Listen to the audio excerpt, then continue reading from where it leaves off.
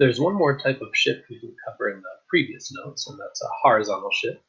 You probably remember from the other functions we looked at that if you had a minus a constant or a plus a constant inside a function, it shifts it left or right. Here, this one's going to shift it right, minus pi over 4.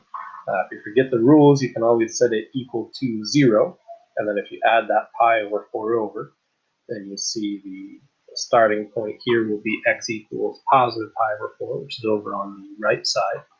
Now, just like the vertical shifts, with these shifts, it's often easiest to sketch it without the shift first, and then just move all the points over. So first, I'm going to sketch just y equals 2 sine x, and then we'll just take all those points and move them. So remember, always keep your sine and your cosine function straight. So sine is always going to start at the origin. Sine of 0 is 0. And then we haven't changed the period because we're just shifting it. We're just moving it right or left. And we're actually not even worrying about that at all yet. So this one definitely, the period isn't changing. So the period's still going to be just 2 pi. We're going to end right there. And then because of that 2 out front, we've changed the amplitude. It's going to bounce between 2 and negative 2 instead of negative 1 and 1. And then the scale of the graph was pi over 2. And there's those 4 points. So if you split this in half, you're at pi, and then half again, you're at pi over 2 to get your 4 points right there. And so it's going to go up to positive 2, and then bounce around to 0, and then negative 2, and then back to 0. So here's what it looks like without what we call the phase shift. Horizontal shift is called phase shift. And so then to move it right pi over 4, now all we have to do is just take a look at each of those points and move them. We'll just go right pi over 4. So just keep in mind these points here are at a scale of pi over 2. There's a distance of kind of 2 grid lines between each of those. And so luckily for pi over 4, that is one of our grid lines. So that works out nicely. That's just one grid line. So if here was pi over 2, then here halfway to that is pi over 4, half is a 4.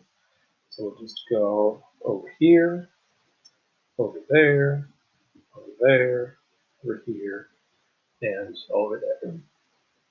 You can certainly try to do these shifts in one step if you like, but the most straightforward, easiest way to do a shift is always to just do it in 2 steps like that. As I mentioned earlier, the period here is still 2 pi. We just shifted it over. The length hasn't changed. The length from this point to this point, from pi over 4 to this would be 9 pi over 4, so it's still 2 pi. It's still the same length, it just got moved over, so we wouldn't find a new period there. So now we're going to look at a new function, a new graph. We'll look at tangent. You'll notice that there's a lot more angles in our table this time. We'll show you why in a second. We'll start by just looking at the quadrantal angles and then see why that's not enough. So again, we're going to look at the unit circle. And we need to know those xy coordinates. And remember, tangent is going to be y over x. So for the angle 0, we'll have 0 over 1. So tangent 0. And then here for pi over 2, we have 1 over 0. Of course, you can't divide by 0, so that's undefined. So tangent is not defined for every angle. For sine and cosine, the domain was all real numbers. You can take sine and cosine of any number you want. Tangent is going to be undefined. All those angles that are straight up or straight down have an x-coordinate of 0 on the unit circle. And then over here, we'll have negative 1, 0. Tangent 0. Again, here we'll see that we'll get undefined. And then 2 pi just brings us back full circle, back to what we had as 0. And so you can probably see now why just doing the quadrantal angles is not going to be enough. That didn't give us a whole lot. We only got 3 points on the graph. Point there, there, and there. We do have a couple spots where it's undefined. I might not quite be sure what that is. Is that a little hole in the graph or removal of discontinuity, or is that an asymptote? What is it? It will actually be an asymptote, so we can start to put that in there. But still, this does not give us a very good picture of the graph at all. So that's why we have some more angles in our table to get a few more points in there. We choose pi over 4, both because that's a nice point halfway to pi over 2 for nice even scaling, and also the tangent of pi over 4 is a nice number. Pi over 4 angles, the x and the y coordinate are the same. And so if x and y are the same, y over x is just going to be 1. And so anytime you have pi over 4 as the reference angle, you'll still have a tangent of 1, except for, of course, it might be -1, depending on the quadrant. So in the first quadrant, tangent positive. Second quadrant, tangent of 3 pi over 4, we'll get -1. Third quadrant, tangent is positive. Fourth quadrant, tangent is negative. So that'll give us some more points we can put in there to start to see the shape of the graph here. All those pi over 4 angles are halfway in between the quadrantal angles that we had before. And so now for this middle section, you can probably start to see maybe what it might look like. It has to go through those points and approach those asymptotes. It's going to be a shape similar to a cubic shape. Of course, a cubic graph doesn't have asymptotes. The cubic graph goes forever to the sides and up and down. It's got a domain of all real numbers, but the behavior is somewhat similar here. And so then this part will go like this, and this part would go there. And so for tangent, we actually don't need to go 0 to 2 pi for a full period of the graph, for a full section. And in fact, to get a nice section of the graph, what we actually do is we often center it on the y-axis. We look at this point at 0 here is kind of the middle of a section of the graph there. So we look at negative pi over 2 would be another asymptote. And then negative pi over 4 will give us another point there. And that's typically one period of the tangent graph that we look at right here. And so we don't need to go a full circle, a full 2 pi before the graph starts repeating. One period here. The distance between those from negative pi over 2 to pi over 2, distance is pi. We've got a distance of half a pi here and half a pi there, half a pi and half a pi. The whole distance is pi. So this is what the tangent graph looks like. You might again want to add that onto your yellow sheet if you still have that from class, if you've been keeping a running tally of all the base graphs that we've learned.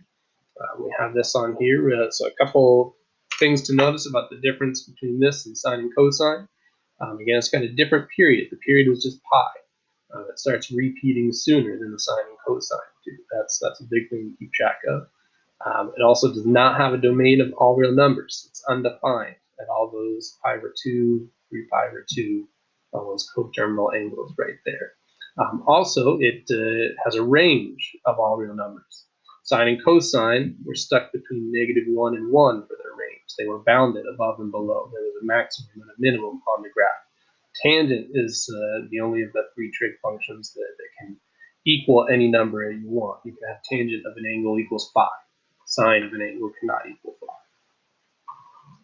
So then as long as we know that base graph, we should be able to do any kinds of transformations. So here, again, what's inside the function, what's next to x, can affect the x-axis, the length, the period of the graph. So we're going to see, when does 2x equal pi? For sine and cosine, we set it equal to 2 pi to find the period. Again, tangent, the period is different. You have to be really careful with the period of tangent. There's 2 different things. One thing is you start out by equaling it to pi. And so the period here is going to be pi over 2. But then if you're doing it like I am, if you're centering the period around the y-axis, you've got to keep in mind that this period is not the same thing as where the asymptotes are. The base graph, we had the period was pi, but the asymptotes were at pi over 2 here. And so now if we have a period of pi over 2, that's going to stretch from the left asymptote over to the right asymptote there. That whole length is going to be pi over 2.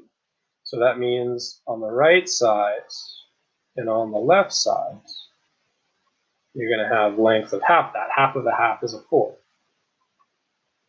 And so your asymptotes are actually going to be at pi over 4 for this one.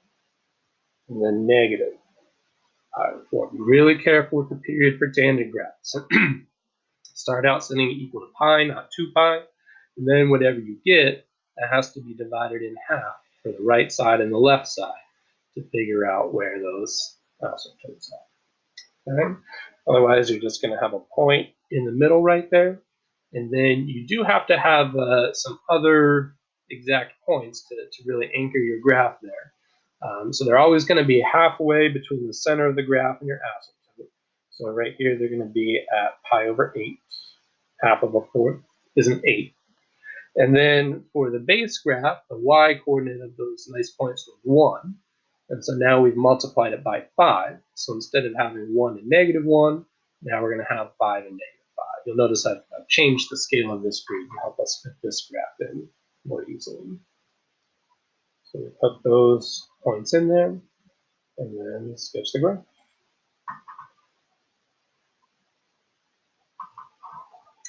And so, of course, there's some other transformations that could happen. If you have any kind of vertical shifts, then just do what we do with all those shifts, sketch it without the shift first, and then just take every point and move it. You can also have reflections, of course. Just flip that graph upside down. If you had a negative out front, then it would go down instead of going up.